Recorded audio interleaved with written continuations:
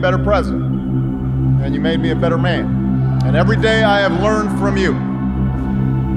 My conversations with you, those conversations are what have kept me honest, have kept me inspired, and kept me going. So I first came to Chicago when I was in my early 20s, and I was still trying to figure out who I was, still searching for a purpose in my life. Not far from here, where I began working with church groups in the shadows of closed steel mills. It was on these streets where I witnessed the power of faith and the quiet dignity of working people in the face of struggle and loss. Now, this is where I learned that change only happens when ordinary people get involved and they get engaged and they come together to demand it. After 8 years as your president, I still believe that. It's the conviction that we are all created equal, endowed by our Creator with certain unalienable rights, among them life, liberty, and the pursuit of happiness. Yes, our progress has been uneven. The work of democracy has always been hard. It's always been contentious. Sometimes it's been bloody. For every 2 steps forward, it often feels we take 1 step back. But the long sweep of America has been defined by forward motion, a constant widening of our founding creed to embrace all, and not just some. Look, politics is a battle of ideas. That's how our democracy was designed. In the course of a healthy debate, we prioritize different goals and the different means of reaching them. Now, we can and should argue about the best approach to solve the problem. But to simply deny the problem not only betrays future generations, it betrays the essential spirit of this country, the essential spirit of innovation and practical problem solving that guided our founders. As my mom used to tell me, reality has a way of catching up with you. In his own farewell address, George Washington wrote that self-government is the underpinning of our safety, prosperity, and liberty. But from different causes and from different quarters, much pains will be taken to weaken in your minds the conviction of this truth. And so we have to preserve this truth with jealous anxiety that we should reject the first dawning of every attempt to alienate any portion of our country from the rest, or to enfeeble the sacred ties that make us one. Show up, dive in, stay at it. Sometimes you'll win, sometimes you'll lose. There will be times when the process will disappoint you. Presuming a reservoir of goodness in other people, that could be a risk. But for those of us fortunate enough to have been part of this work and to see it up close, let me tell you, it can energize and inspire.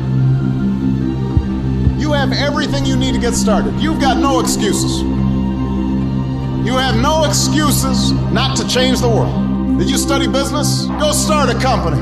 Or why not help a struggling not-for-profit find better, more effective ways to serve folks in need? You study nursing?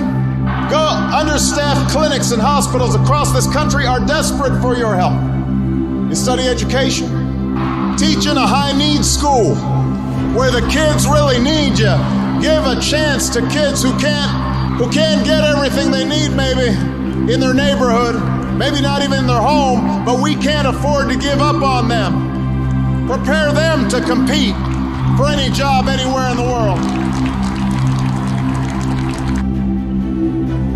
No one expects you to take a vow of poverty, but I will say it betrays a poverty of ambition if all you think about is what goods you can buy instead of what good you can do. So yes, go get that law degree, but if you do, ask yourself if the only option is to defend the rich and the powerful, or if you can also find some time to defend the powerless. Sure, go get your MBA or start that business. We need black businesses out there, but ask yourselves what broader purpose your business might serve in putting people back to work or transforming a neighborhood. The most successful CEOs I know didn't start out intent just on making money. Rather, they had a vision of how their product or service would change things, and the money followed.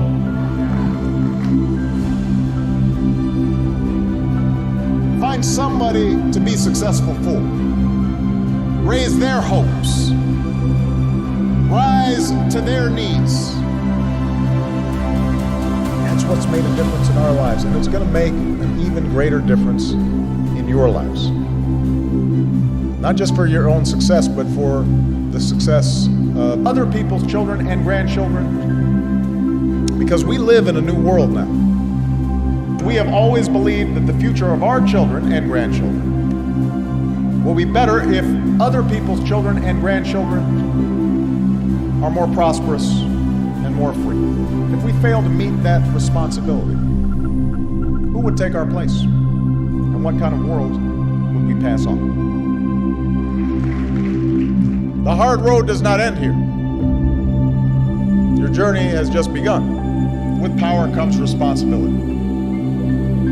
Our action, our leadership, is essential to the cause of human dignity. So we must act with confidence in our ideals and an abiding faith in the character of our people. Our brave men and women in uniform, tempered by the flames of battle, are unmatched in skill and courage. Our law enforcement agencies are more effective and vigilant than ever. We have taken out tens of thousands of terrorists, including bin Laden.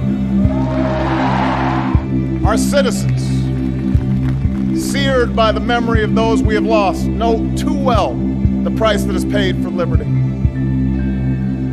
The knowledge of their sacrifice will keep us forever vigilant against those who would do us harm.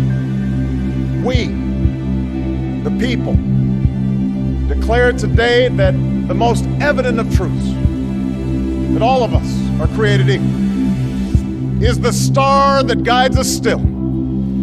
Just as it guided our forebears through Seneca Falls and Selma and Stonewall, just as it guided all those men and women, sung and unsung, who left footprints along this great mall, to hear a preacher say that we cannot walk alone, to hear a king proclaim that our individual freedom is inextricably bound to the freedom of every soul on earth.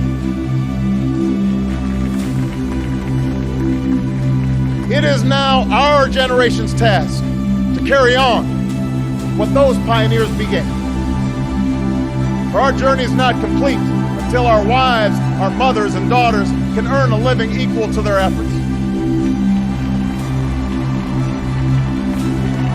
For if we are truly created equal, then surely the love we commit to one another must be equal as well.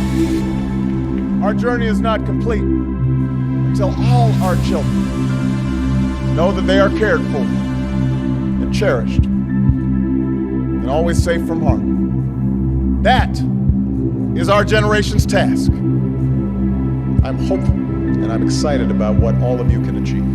You're ready to make your mark on the world.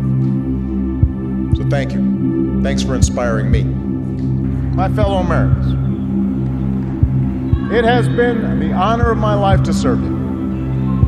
I won't stop. In fact, I will be right there with you as a citizen for all my remaining days. But for now, whether you are young or whether you're young at heart, I do have one final ask of you as your president. The same thing I asked when you took a chance on me 8 years ago. I'm asking you to believe, not in my ability to bring about change, but in yours.